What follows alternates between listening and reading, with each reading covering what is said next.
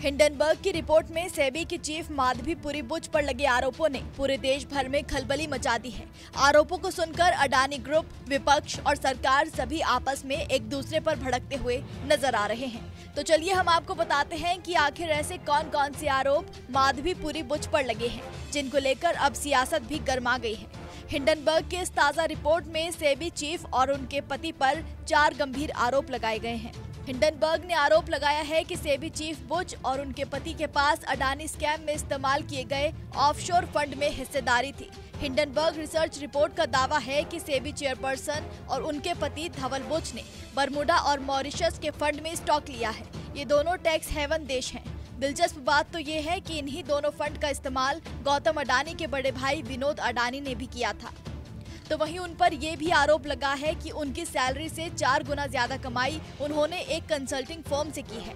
Hindenburg ने अपनी report में कहा कि माधवी पुरी बुच एक कंसल्टिंग फर्म अगोरा एडवाइजरी में 99% हिस्सेदारी रखती है। इस कंपनी में उनके पति डायरेक्टर हैं। कंपनी की एनुअल रिपोर्ट के मुताबिक फिस्कल ईयर 2022 में इस कंपनी को कंसल्टिंग से 1.98 करोड़ रुपए की कमाई हुई थी।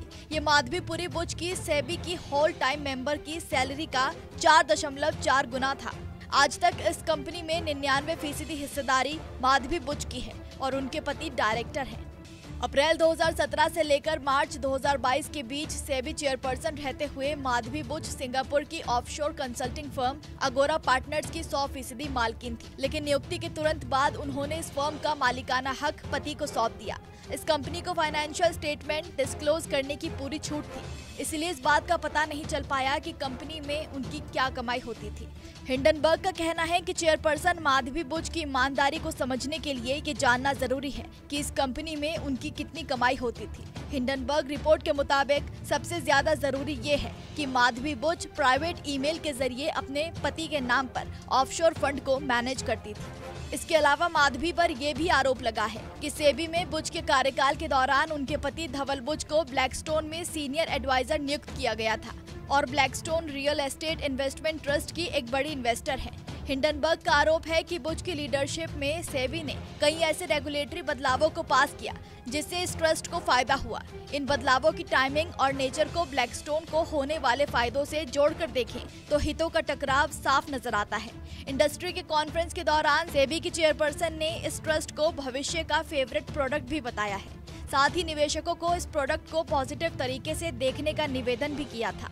हिंडनबर्ग ने आरोप लगाया है कि बुच ने कभी भी ब्लैकस्टोन का जिक्र नहीं किया जिसे इसका फायदा हो रहा है और जिसके एडवाइजर उनके पति थे।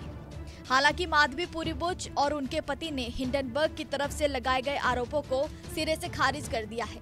बुच ने एक ज्वाइंट स्टेटमेंट जारी करते हुए कहा कि इस मामले में ज्यादा पारदर्शिता के लिए वो आगे और जानकारी देंगे। नमस्कार, मैं हूं मानक गुप्ता। अगर आपको हमारा ये वीडियो पसंद आया हो तो इसे लाइक और शेयर जरूर करें और हाँ, हमें सब्सक्राइब और फॉलो करना ना भूलें ताकि आप देश और दुनिया की कोई खबर मिस ना करें। तो जुड़े रहिए हमारे साथ और देखते रहिए न्यूज़ 24।